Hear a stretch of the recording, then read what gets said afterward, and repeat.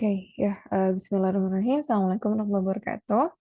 Nah, alhamdulillah, salatu wassalamu ala asyrafil anbiya'i wal mursalin wa ala alihi wa sahbihi ajmain amma ba'd. Alhamdulillah, senang ya diberikan kesempatan lagi buat sharing sama teman-teman sekalian. Insya Allah di pertemuan keempat ya, kita hari ini akan membahas tentang gimana sih kita sebagai seorang muslim gitu ya, untuk bisa berdedikatif dalam bermasyarakat. Bagaimana kita bisa berdedikasi gitu ya. Oke, mungkin lanjut aja.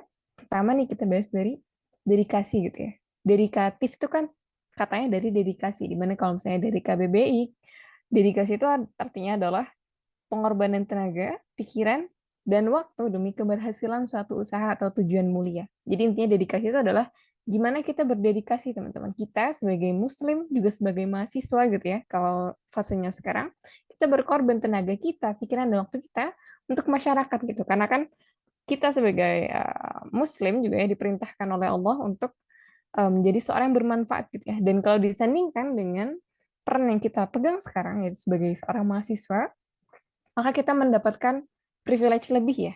Kita mendapatkan kesempatan lebih untuk bisa menuntut ilmu dalam jenjang yang lebih tinggi yang kalau dari persentase ya di Indonesia orang-orang yang bisa berkuliah itu masih tergolong dikit gitu kan, hierarki pendidikan di Indonesia ini masih ini ya, masih buruk lah kategorinya. Semakin naik, semakin sedikit pula gitu.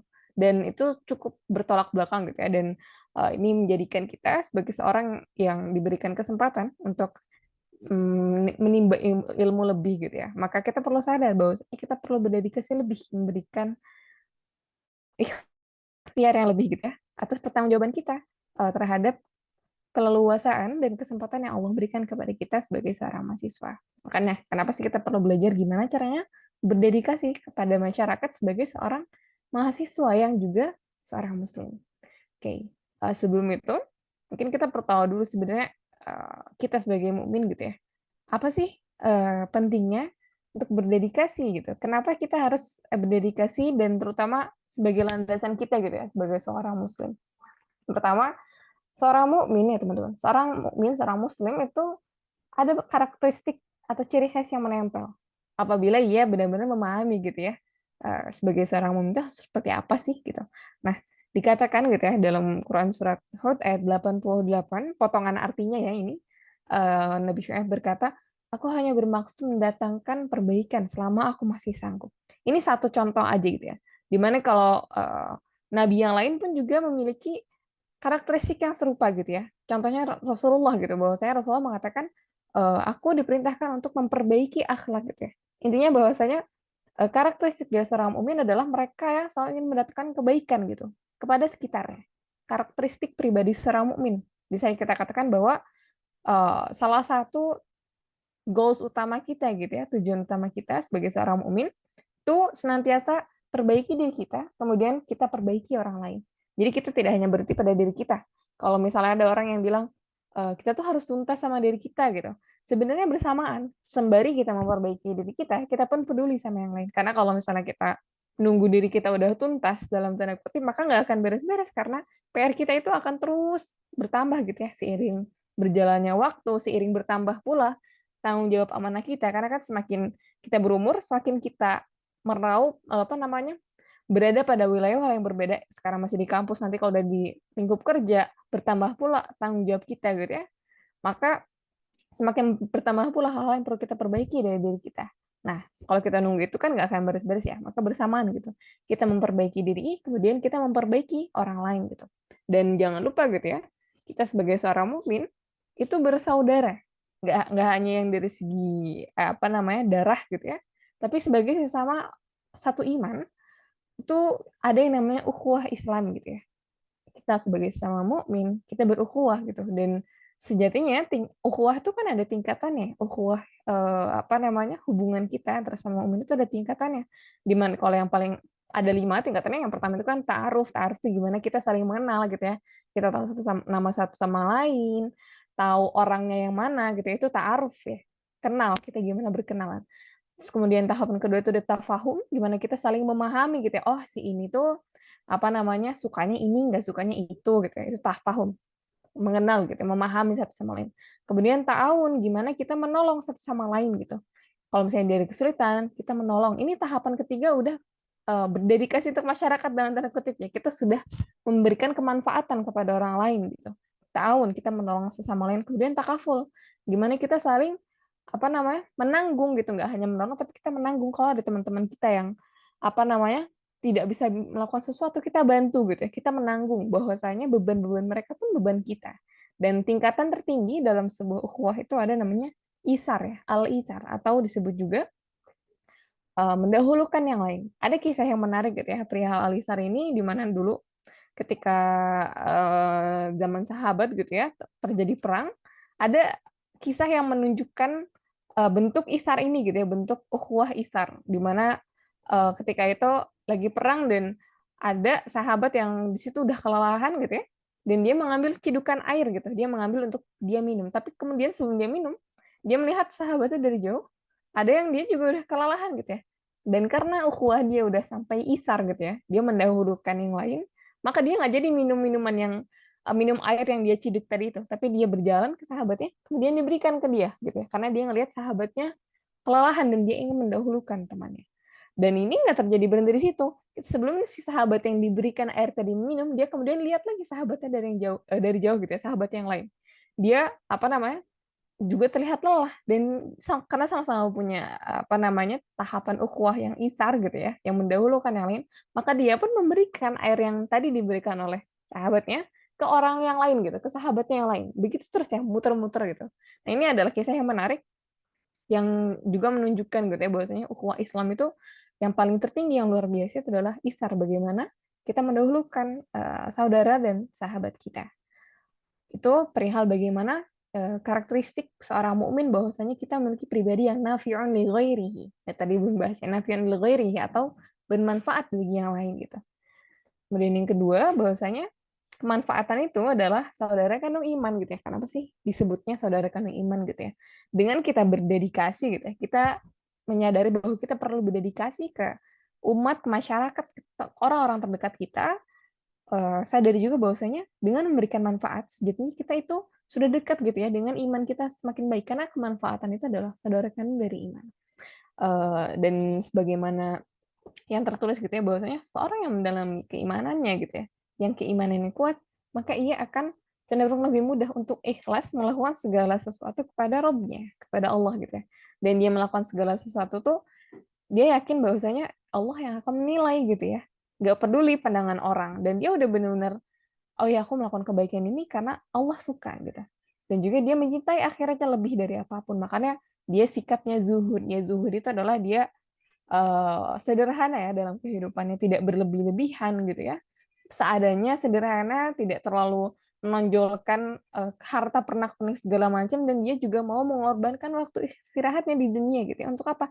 Untuk bermanfaat kepada masyarakat gitu ya, mau berlelah-lelah untuk kebaikan gitu ya, yang terkadang nggak selalu dibahas dengan baik gitu ya, karena kan manusia berbeda dengan Allah gitu ya, manusia itu kadang nggak tahu apa namanya bagaimana untuk menyikapi kebaikan gitu. Ada yang apa namanya mengatakan kita juga kan tidak boleh berharap kepada manusia, karena kalau misalnya kita berharap kepada manusia, ketika kita berbuat baik dan mereka tidak membalasnya dengan kebaikan pula, maka kita akan kecewa gitu ya. Makanya kita mulai ikhlaskan segala kebaikan kita hanya kepada Allah dan menyadari bahwa setiap kebaikan ini insya Allah akan menjadi penerang di akhirat nanti. Makanya perlu kita cinta akhirat gitu ya. Dan juga seorang yang menyadari keimanannya, maka dia akan memberikan orang lain, memberi banyak gitu ya. Mau memberi, mau berbuat baik gitu ya, bermanfaat, mendedikasikan tenaganya, nggak hanya harta, tenaganya untuk apa namanya bermanfaat untuk orang lain gitu ya, memanfaatkan segala hal yang Allah berikan gitu kan. Anugerah Allah kepada setiap orang berbeda ya, ada yang mungkin dari kecerdasannya gitu ya, atau misalnya dari kelebihan hartanya. Nah, orang-orang dengan keimanan yang dalam, maka mereka akan menyadari gitu ya, setiap yang Allah anugerahkan kepada kita, kelebihan-kelebihannya tak lain adalah perlu kita manfaatkan gitu ya untuk orang lain gitu, karena nanti akan ditanyakan sama Allah gimana sih pertanggungjawabannya terhadap anugerah-anugerah yang Allah berikan gitu. Nah, itu perihal kenapa kita perlu sadar bahwa kemanfaatan ini merupakan saudara kandung dari iman, merupakan apa namanya wujud gitu ya keimanan kita. Ketika kita senang memberikan manfaat, maka insya Allah iman kita pun dalam kondisi yang baik. Kemudian yang ketiga, bahwasanya Nabi Shallallahu Alaihi Wasallam atau Rasulullah itu adalah sosok yang penuh dengan kebajikan dan kebaikan. Kan kalau misalnya kita, misal nih ya, ditanya siapa sih idolanya, pasti udah paham gitu ya, idola terbaik sejatinya yang segala hal sifat dari beliau ini menjadi tauladan itu adalah Rasulullah gitu ya. Karena kan beliau adalah manusia yang paling sempurna gitu ya. Dan bahkan kalau dulu ada yang mengatakan ya, kita memang tidak mungkin bisa menyerupai ya sifatnya Rasulullah, segala kebaikannya, segala keikhlasannya gitu ya, segala amalannya. Bahkan ya, kenapa sih kita juga perlu mempelajari sahabat-sahabat? Ya, karena kalau sahabat-sahabat itu lebih apa ya, lebih mungkin lebih mudah kita untuk mengikutinya gitu ya, karena Rasulullah kan betul-betul tiada celaan gitu ya pada dirinya itu. Nah, tapi tidak menghentikan kita juga untuk menyadari bahwa adalah gitu ya wujud manusia yang dapat kita jadikan sebagai suri tauladan, yaitu Nabi Rasulullah gitu, Rasulullah SAW. Dan beliau jadi dikatakan bahwasanya siapapun yang melihatnya gitu ya akan menaruh hormat, dan siapa saja yang bergaul maka akan mencintai Rasulullah, saking beliau itu sosok yang begitu luar biasa agung gitu ya. Bahkan kan dulu ketika Rasulullah belum diangkat ya, belum diangkat menjadi Rasul gitu ya, orang-orang Mekah itu tuh udah respect banget gitu ya sama Rasulullah, sangat percaya gitu ya, makanya dijuluki sebagai Al-Amin gitu ya, sosok yang sangat dipercayai. Dan juga ada kisah ketika awal mula kenabian gitu ya, ketika dulu Rasulullah belum diberikan wahyu, beliau apa namanya beruzlah gitu ya di gua, kemudian datang malaikat Jibril memberikan wahyu pertama gitu kan, Rasulullah takut gitu ya, Rasulullah takut banget. Akhirnya ketika Rasulullah takut, beliau pulang ke rumah dengan keadaan menggigil gitu ya, dan meminta diselimuti oleh Khadijah gitu, oleh istrinya Siti Khadijah. Kemudian apa namanya, Rasulullah berkata gitu, aku takut gitu, aku takut gitu, aku takut terhadap diriku sendiri, aku takut gitu, ini apa gitu ya, bayangin aja gitu ya, lagi beruzlah ke gue gitu, terus tiba-tiba ada suara didatangi oleh apa malaikat Jibril gitu, dan Rasulullah ketakutan. Dan tahu apa yang diucapkan oleh Siti Khadijah gitu ya, kepada Rasulullah ketika beliau ketakutan? Siti Khadijah berkata seperti ini, tidak, demi Allah, Allah tidak akan pernah menghinakan kamu gitu ya, karena sesungguhnya engkau adalah orang yang suka menyambung tali silaturahim, berkata jujur, kemudian memuliakan tamu, meringankan beban orang lain, dan juga menerjemahkan harta untuk orang miskin dan membantu orang yang tertimpa bencana. Nah, dari kisah ini gitu ya, eh, dapat kita simpulkan gitu betapa Rasulullah itu adalah orang yang sangat peduli dengan yang lain gitu ya, sangat baik gitu ya kepada orang lain. Even ini konteksnya kan waktu itu belum jadi Rasulullah gitu ya, tapi sudah memberikan suri tauladan yang baik ya, bermanfaat untuk orang lain, di mana beliau mau membantu orang yang terkena bencana, selalu apa namanya membantu orang lain juga dari hartanya gitu ya, berdedikasi gitu ya untuk masyarakat, selalu bermanfaat dalam setiap aspek kehidupannya. Dan karena beliau adalah suri tauladan, maka kita nggak punya alasan untuk tidak berbuat demikian gitu ya. Karena semakin kita apa meniru sifat-sifat Rasulullah gitu ya, melakukan sunnah-sunnahnya, meniru sikap-sikapnya, insya Allah kita akan semakin dekat dengan kebaikan gitu. Kemudian berikutnya, bahwasanya teman-teman berbuat kebajikan kepada manusia gitu ya, bermanfaat kepada manusia, buat kebajikan, kebaikan itu bisa dikatakan gitu ya, kita juga berbuat kebajikan kepada Allah. Kok bisa gitu ya? Apa hubungannya? Kalau kita berbuat baik sama manusia, bisa dikatakan juga berbuat baik kepada Allah gitu. Nah, ini ada sebuah hadis ya, hadis qudsi yang diriwayatkan oleh Imam Muslim. Nah, hadisnya nggak aku masukin sini karena panjang banget, tapi mungkin nanti aku coba ceritakan aja gitu ya.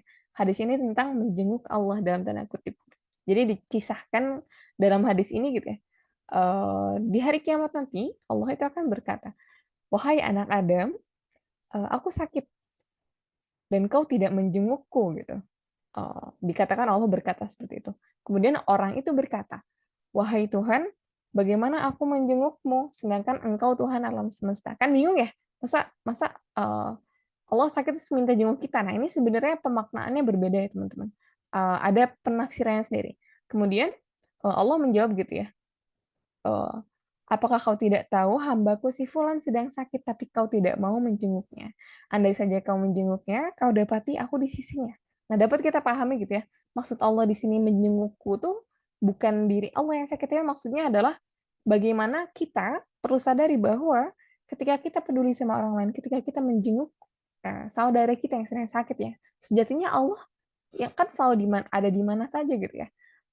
Dan Allah juga membersamai sahabat kita yang sakit. Jadi ketika kita berbuat baik, kita menjenguk orang tersebut, maka kita juga apa namanya mendapatkan kebaikan gitu ya di sisi Allah gitu ya. Andai saja kau menjenguknya, kau dapati aku di sisinya. Itu yang Allah katakan gitu ya. Kemudian juga dilanjutkan, wahai anak Adam, aku minta makan, tetapi kau tidak memberiku makan gitu. Kemudian dia manusia ini berkata gitu ya dalam hadis ini, wahai Tuhan, bagaimana aku memberimu makan, sedang Engkau Tuhan alam semesta. Kemudian Allah berfirman, apakah kau tidak tahu hambaku, si Fulan, meminta makan kepadamu, tetapi kau tidak memberinya makan.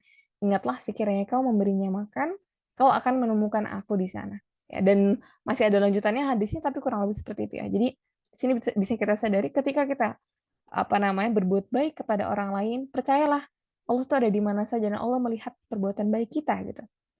Nah, jadi makanya nggak usah ragu untuk berbuat baik sama orang lain. Kadang kan kita mikir apa untungnya buat aku. Nah, jangan ter apa namanya terkotakkan kebaikan untuk diri kita itu hanya dalam segi dunia gitu. Jangan sampai kita lupa akhirat. Seperti yang tadi salah satu ciri khas orang beriman yang menyadari gitu ya betapa pentingnya untuk bermanfaat untuk orang lain karena dia menyadari pentingnya akhirat gitu ya. Ketika kita melakukan kebaikan untuk orang lain tidak sudah bukan dilandaskan keuntungan pribadi tapi untuk akhirat, insya Allah nilainya akan jauh lebih bermakna gitu ya. Kemudian yang kelima bahwasanya berbuat baik gitu ya kepada orang lain, berdedikasi, bermanfaat untuk masyarakat gitu ya.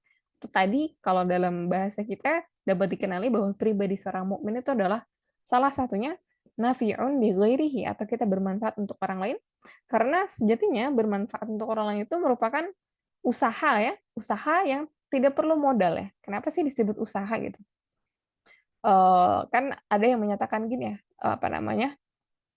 Dalam Quran tapi kalau aku agak lupa ya suratnya apa tapi dikatakan Allah tuh bertanya gitu kepada manusia gitu apa sih maukah kamu aku tunjukkan gitu ya perdagangan apa sih yang paling menguntungkan yang dapat menyelamatkan kita gitu dari azab yang pedih gitu dan Allah menjawab yaitu perdagangan apa namanya perniagaan dengan Allah gitu ya perdagangan dengan Allah maksudnya apa sih perniagaan dengan Allah itu di mana kita beriman kepada Allah dan berjihad di jalan Allah dengan harta dan jiwa kita gitu. All out lah ya bahasanya. Jadi kita totalitas gitu. Berjihad dan apa namanya? Berbuat kebaikan di jalan Allah gitu. Maka ini bisa dikatakan sebagai usaha tanpa modal. Karena kan berbuat baik nggak selalu perlu apa namanya? Tidak selalu perlu suatu hal secara material gitu ya. Kita berbuat baik sesederhana kan salah satu perbuatan baik yang paling sederhana adalah menyingkirkan ranting dari jalan aja itu udah terhitung kebaikan gitu ya. Yang itu bermanfaat untuk orang banyak gitu. Dan itu nggak perlu modal gitu ya. Makanya kenapa disebutkan usaha tanpa modal.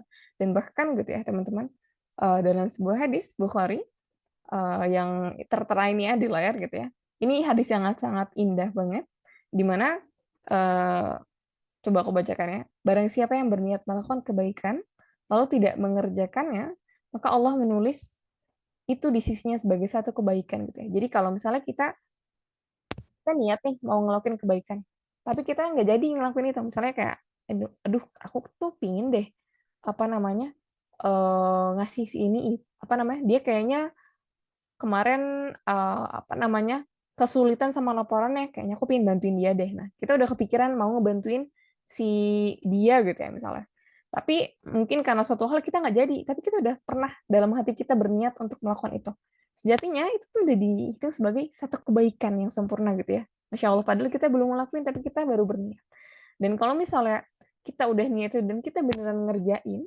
maka Allah akan melipat gandakan kebaikan itu gitu ya hingga 700 lipat gitu ya. Dan wah, berkali-kali lipat gitu kalau kita melaksanakan niat baik kita tadi. Dan sebaliknya, kalau misalnya kita di suatu momen gitu ya pernah berniat ingin melakukan suatu keburukan, entah apapun itu misalnya ya entah menjahati orang atau suatu hal yang kita tahu dalam hati kita itu nggak baik gitu ya. Dan kita pernah berniat mau melakukan itu, tapi kita nggak jadi. Jadi kayak kita pernah mau ngelakuin itu tapi kita nggak jadi, maka Allah menilai itu sebagai satu kebaikan. Baik banget ya Allah ya. Padahal itu udah tergolong keburukan gitu ya. Tapi Allah menilai ketika kita berniat melakukan keburukan dan tidak jadi, itu terhitung sebagai satu kebaikan. Dan kalau kita jadi melakukan keburukan itu, jadi kita udah berniat melakukan keburukan, tapi kita akhirnya melakukan, maka Allah hanya akan mencatat itu sebagai satu keburukan. Ya, betapa baiknya Allah gitu ya. Dan coba bandingkan sama tadi, kalau kebaikan dia baru berniat nggak jadi dihitung satu kebaikan. Kalau udah berniat dan jadi dilakukan, dilipat gandakan beratus-ratus kali lipat. Tapi kalau keburukan, kalau kita berniat dan nggak jadi, masih tetap dihitung satu kebaikan gitu ya. Dan kalau misalnya kita berniat dan kemudian melakukannya, hanya dihitung sebagai satu keburukan. Betapa kasih sayang Allah itu sangat luar biasa gitu ya. Dan bayangkan kalau misalnya kita udah terbentuk ya karakter kita untuk apa-apa tuh pinginnya tuh bermanfaat buat orang lain. Even ternyata belum jadi bisa kata lakuin gitu ya, kayak, duh aku pingin banget deh bisa apa namanya bisa volunteer ngajar di sini, atau misalnya aku pingin deh bisa ini itu. Tapi kita belum bisa tuh ngelakuin itu. Tapi kita udah pernah berniat gitu ya. Bayangin berapa banyak kebaikan yang tercatat untuk kita. Even baru kita niatkan doang gitu ya. Makanya mulai tumbuhkan gitu ya rasa-rasa kita ingin selalu bermanfaat dimanapun.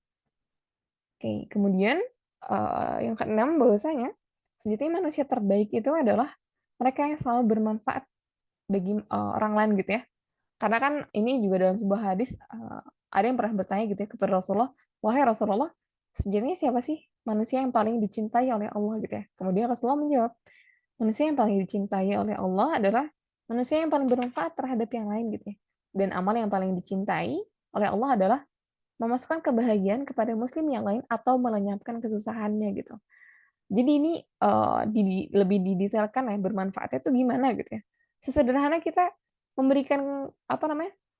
Memudahkan hal-hal yang mungkin buat orang lain sepele tapi itu membuat hati dia lebih senang. Nah, itu tuh udah termasuk amal baik gitu ya, amal yang dicintai dan kita melenyapkan kesusahan ya kayak tadi. Bahwasanya salah satu amalan bermanfaat bagi orang lain yang paling sederhana memindahkan ranting di jalan supaya nggak melukai orang, itu udah termasuk kebaikan. Meskipun orangnya nggak, maksudnya jalannya tuh sepi gitu ya, tapi kita mindahin rantingnya gitu ya, dengan niat, kalau misalnya ada orang yang nggak sengaja nginjek atau ngeganggu pengendara gitu ya, kita niatnya tuh untuk mencegah keburukan terjadi, nah insya Allah itu udah terhitung sebagai kebaikan gitu. Makanya kalau misalnya kita udah bisa mulai menanamkan mindset gitu ya untuk senantiasa berbuat baik dan bermanfaat gitu ya.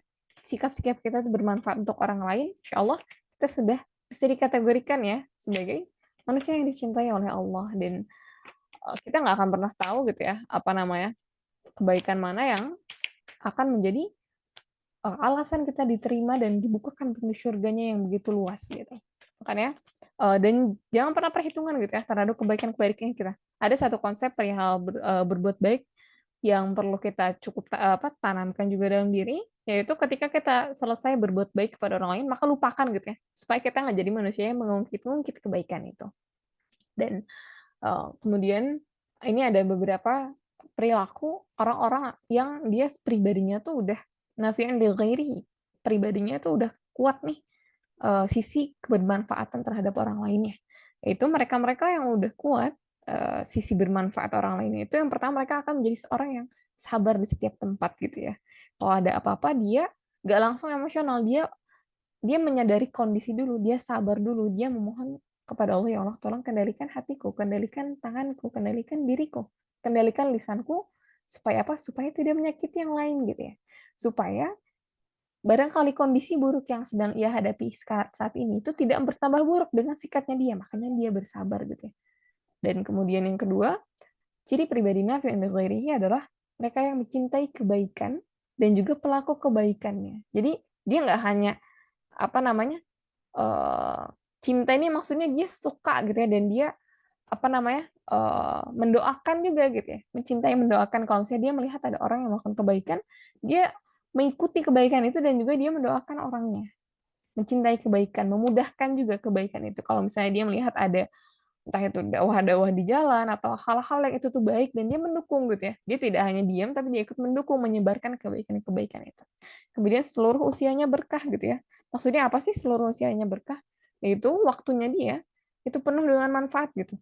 dan dia memaksimalkan gitu ya dari 24 jam seharinya itu kalau bisa semuanya itu bermanfaat, nggak leha-leha gitu ya. Dan apa namanya, ilmunya bermanfaat, lisan-lisan kalimat-kalimat yang keluar dari mulutnya juga bermanfaat gitu ya. Tidurnya pun mungkin bermanfaat, dan contohnya apa? Orang yang tidurnya aja bermanfaat itu adalah yang punya amalan yang jariyah gitu ya. Mungkin entah dia menulis buku yang bukunya terus bermanfaat, nggak hanya tidurnya, dalam matinya saja gitu. Matinya saja itu dia masih terus mengalir kebaikan dalam dirinya. Makanya kita sebagai seorang mahasiswa gitu ya, yang insya Allah menjadi seorang yang lebih cendekiawan di antara yang lain, jangan lupa untuk menanamkan pada diri, semoga ilmu yang kita pelajari saat ini itu bisa menjadi wasilah kita di akhirat nanti gitu ya, sebagai ilmu yang terus pahala yang terus mengalir karena ilmu kita yang berkah dan bermanfaat. Dan kemudian yang terakhir, tapi tidak terakhir ya, terakhir pada slide ini karena banyak sekali contoh perilaku pribadi nafi yang lighairihi, tapi yang di sini yaitu bagaimana kita tetap peduli terhadap urusan kaum muslimin meskipun negeri-negeri mereka jauh. Contohnya apa? Contohnya ya negeri-negeri yang sekarang apa namanya, sedang mungkin tidak seberuntung kita ya teman-teman, kayak entah itu di Palestina atau negara-negara lain gitu ya.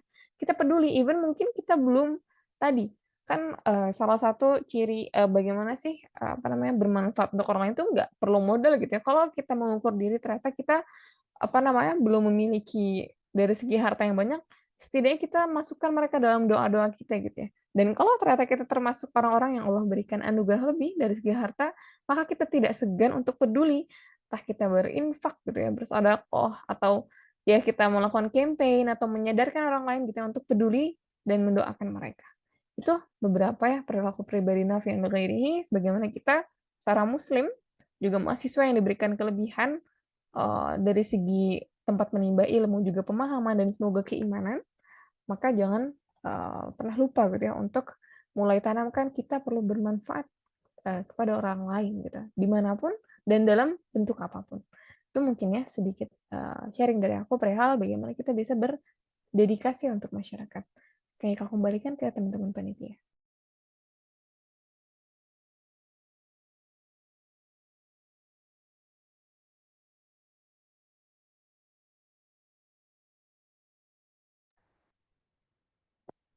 Oke, terima kasih buat TSK untuk pemateriannya. Mungkin selanjutnya kita akan memasuki sesi tanya jawab kepada para pementor yang ingin bertanya kepada TSK di pematerian kali ini, dipersilakan.